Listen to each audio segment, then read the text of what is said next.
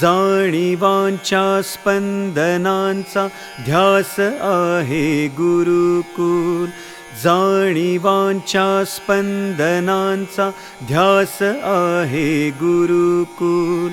माणसाच्या प्रगल्भतेचा मार्ग आहे गुरुकुल.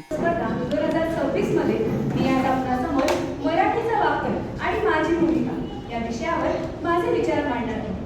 मनातले विचार आणि भावना व्यक्त करते ती असते भाषा. शाश्वत संस्काराने मातृभाषा देते जीवनाला दिशा. आताच काही दिवसांपूर्वी मराठी भाषेला अभिजात भाषेचा दर्जा मिळाल्याची बातमी झळकली. मराठीचं मराठीपण जपणाऱ्या मंडळींचं अभिनंदन करणाऱ्या शुभेच्छांचं वारं वाहू लागलं. बातमी वाचून मलाही खूप बरं वाटलं. आता माझ्या माय मराठीची दिव्य पताका दिमाखात पडत राहील असा आनंद आपण सर्वांनीच व्यक्त केला. आजी सोनियाचा दिन, वर्षे अमृताचा दिन असे संत ज्ञानेश्वरांनी म्हटले आहे. त्यांच्या या अमृतमय शब्दांची बंजात मनाला सुखावून जाते. मराठी भाषा ही सरळ, सूक्ष्म आणि संवेदनशील असते. आपल्या संस्कारांचे ती पालन पोषण करते आणि आपल्या अस्तित्वाची ती खरी ओळख असते. मग ही ओळख आपणच जपायला हवी, संवर्धित करायला हवी. साहित्यिकांचा हा उत्तम वारसा आपणही दैनंदिन जीवनात आनंदाने आणि अभिमानाने जपायला हवा. पण आजकाल आपण काय पाहतो, दुकानाच्या पाट्याही इंग्रजीतून असतात. का? मराठीची श्रीमंती कमी आहे का? त्यासाठी पुणेरी बाणाच अंगीकारायला हवा.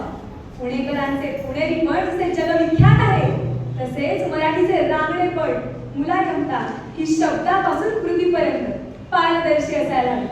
मग म्हणूया ना आपण सॉरी ऐवजी माफ करा, थँक्यू ऐवजी धन्यवाद. आपल्या मराठी भाषेत कितीतरी सुंदर शब्द आहेत. कवी गोविंदाग्रज म्हणतात, राकट देशा कडखर देशा, दगडांच्या देशा, रांगडी सह्याद्रीच्या कड्यांसारखी कणखर, तर कधी रेशमी सुतासारखी लोण्याहूनही मऊ आणि वज्राहूनही कठोर, कृष्णा धीमा गोदासारखी निर्मळ सरळ साधी, तर कधी कोकणातल्या नागमोडी वळणांसारखी. माझ्या माय मराठीचे बोल कौतुके परी, अमृतातेही पैसा जिंके, इतक्या अभिमानाने म्हणत भगवद्गीतेचे सार सर्वसामान्यांपर्यंत पोहोचवणारे श्री संत ज्ञानेश्वर, तसेच संत तुकाराम, संत एकनाथ, नामदेव, सावतामाई, चोखामेळा, जनाबाई यांसारख्या अनेक संत श्रेष्ठांच्या ओव्या आणि भजने जर वारीमध्ये गायले जात असेल, तर आपणही त्या आनंदाने ऐकायला हवे, कुतूहलाने वाचायला हवे.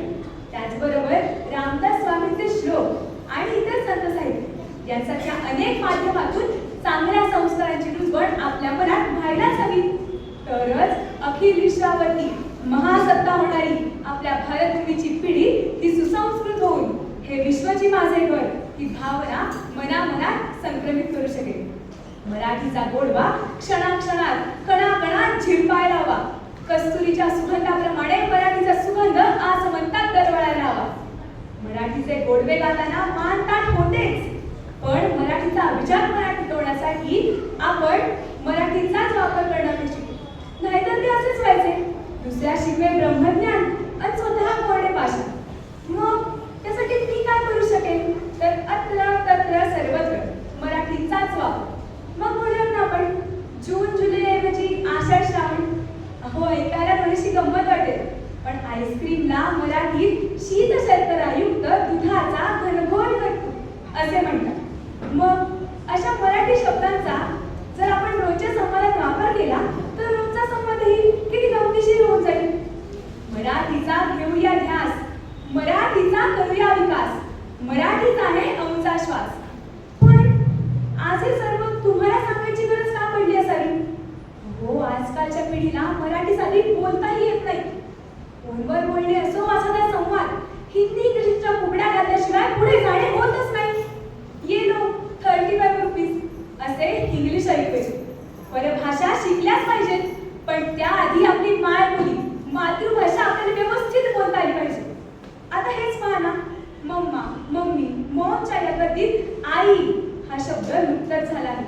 तर कवी यशवंतांच्या आई बनवणी कोणी आईच हाक मारी या कवितेची आर्तता व्याकुळता कशी समजणार?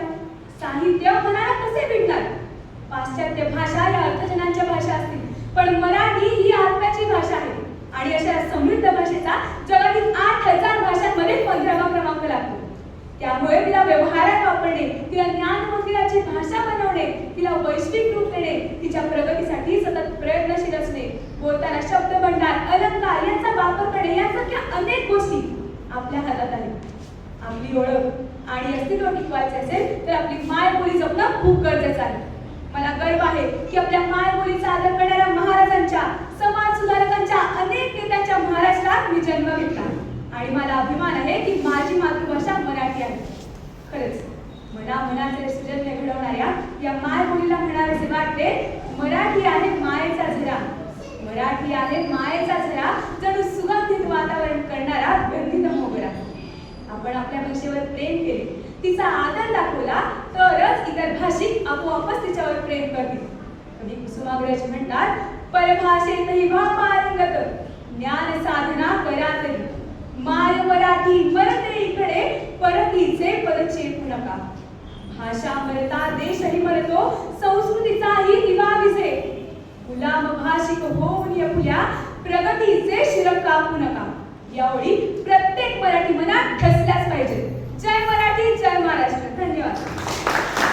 जाणीवांच्या स्पंदनांचा ध्यास आहे गुरुकुल, जाणीवांच्या स्पंदनांचा ध्यास आहे गुरुकुल, माणसाच्या प्रगल्भतेचा मार्ग आहे गुरुकुल, जाणीवांच्या